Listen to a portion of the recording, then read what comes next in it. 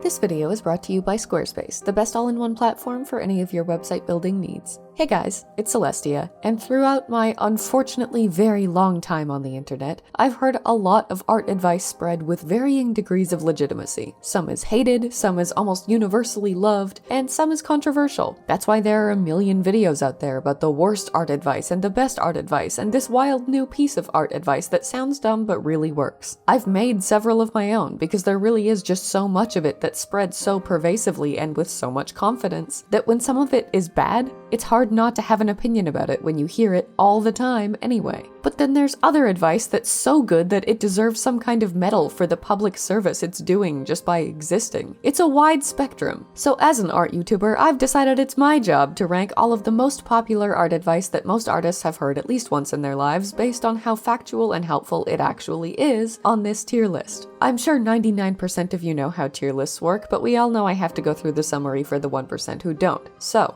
S tier is like God tier, chef's kiss advice that, in my opinion, is always applicable to every situation and type of artist, and is exclusively helpful and accurate. A tier is advice that is almost always good advice, but that there are exceptions to and is sometimes subjective, depending on the artist following it. B tier advice is like, it's okay, it works for some people, but it doesn't work for others, or has significant exceptions or caveats that need to be considered when evaluating whether or not it's actually good advice. C tier is for advice that's generally pretty bad but can work in some circumstances or at least has some vague semblance of legitimacy behind it. And D tier is advice that, in my humble opinion, just overall sucks and should be thrown in art jail forever and left to the ravages of time to be forgotten by society. All of this is completely subjective, of course, and these are just my opinions that have been largely influenced by what's worked for me in my own art, not what works for everyone. You'll probably disagree with me on more than one point, and you're more than welcome to. Whether or not art advice is good depends entirely on the artist using it, so I can't objectively rank any of it based on anything more significant than my notoriously dumb opinions. Tier lists are kind of supposed to be like that. I mean, that's why people make different versions with their own rankings. If you guys want this one to be made public so you can rank this all yourself, just let me know and we can fight in the pit about whether or not Never Trace should be C tier or D tier for the viewing pleasure of audiences everywhere. But first, let me thank today's sponsor, Squarespace, a longtime partner of this channel. Squarespace is the website building and hosting platform that I've been using since long before I started working with them here, because their vast array of templates drew me in and allowed me to create, customize, and now host both my personal Duchess Celestia portfolio site and the site for my art studio, Royal Starship Studios. I've been asked many times where I'd recommend artists to build their portfolios, and the answer is always Squarespace. The vast library of templates that sold me on their platform in the first place is full of amazing options for anything from landing pages to blogs to online stores, but especially for artists looking to display their work professionally and cleanly in a portfolio. Any template can be edited easily to suit your individual needs and branding using their intuitive, easy-to-use drag-and-drop editing system, Fluid Engine, which lets you add, move, and customize absolutely any aspect of your site. And if you want to start making money from your art, Squarespace's e-commerce and print-on-demand integration makes it easy to put it on merch and turn your site into a fully functional online store, with the added bonus of being able to use their members-only spaces to sell access to premium content. Anything you need your site to do, Squarespace can help you bring it to life easily and beautifully with their vast array of templates and tools. Something you can find out yourself by going to squarespace.com/DuchessCelestia, linked in the description, and use code DuchessCelestia for 10% off your first domain purchase. Thank you so much to Squarespace for sponsoring today's video, and please go check them out. Okay, all that out of the way, let's start ranking some art advice. Thank you guys, by the way, for commenting on my community and Twitter posts with the advice that you personally heard the most of. I didn't include all of it, but I definitely added a lot of it, and it was helpful to see what advice was being given the most. I'm thanking you now because the first one on our list here is the one I think more of you commented than any other, reinforcing my belief that it's sincerely one of the all-time most hated pieces of art advice in the community. Draw every day. Everyone's heard this from one source or another, be that their high school art teacher or a YouTuber they watch or just another artist in the community, because it's been widespread as the #1 best way to get better at art for years at this point, cementing itself as an almost universal fact that drawing drawing every day is objectively the best, if not only way to get good fast. Fortunately, in recent years, it's been questioned for its actual validity because under the slightest bit of scrutiny, it completely falls apart. Number one, even on a technical level, if you're drawing every day without studying or actively learning to improve, the fact that you're doing it so often will only lead you to improving within your skill bracket without room for improvement beyond that. Draw every day only works if you combine it with a study plan in which drawing every day means drawing specific exercises or studies designed to improve your skills. But even then, yes, drawing every day would be an effective way to improve quickly, but the most effective way to do something isn't always the best way because it often also isn't realistically feasible and comes with significant sacrifices. If I worked out 5 hours a day every day, I would absolutely get shredded fast, but I would be exhausted, burnt out, and sacrificing time that could and probably should have been spent on other important things like hobbies, self-care, and socializing with family and friends. I could eventually get just as ripped at a slower pace if I took my time with it and approached it more healthily. It wouldn't be as fast, but it would happen, and without making so many sacrifices to make it happen. Art is no different. Drawing for a significant period of time every day will definitely make you improve faster if you do so with study goals in mind, but it'll also probably burn you out very fast, and most people don't have time to, so making time anyway would mean sacrificing other things they normally enjoy doing. The only reason Draw Every Day doesn't get D tier is because it technically is effective if done right, but it's C tier because you definitely don't need to, and if you don't have the free time or energy to, you honestly shouldn't. It's staying at the very bottom of C tier though, because it needs to know that it's only there by the tiniest of margins. Next up is almost just as hated, and it's just practice. And yeah, you know what? Yes, just practice. Practice is literally the only way to get better at anything. And that's just the entire value of that piece of advice, because everyone knows you have to practice to get good at literally anything. And it seems beyond redundant to just say that. That's like telling a university full of students with completely different majors, just study. Like, yeah, they know, but they all need to study different things with different curriculums and methods of study. So just study means something different to all of them. Telling an artist to just practice without telling them what to practice leaves them to have to figure out what and how they have to practice themselves, which usually leaves them practicing the wrong things, or at least not practicing the right ones. Just practice isn't even advice, it's just a statement that applies to any skill, and it deserves its place in the D tier. Get out, just practice. We don't acknowledge you. On a more positive note, next we have Flip Your Canvas, which is an instant S tier. I'm doing a whole video on why flipping your canvas works based on studies on the brain and a variety of differing theories. But the bottom line is that when you flip your canvas for a litany of reasons, it's easier to see mistakes that you've made because you're no longer seeing it the way that you've gotten used to seeing it during the time you've spent on it so far. It's a vastly underrated way to spot anatomical errors that I discredited as a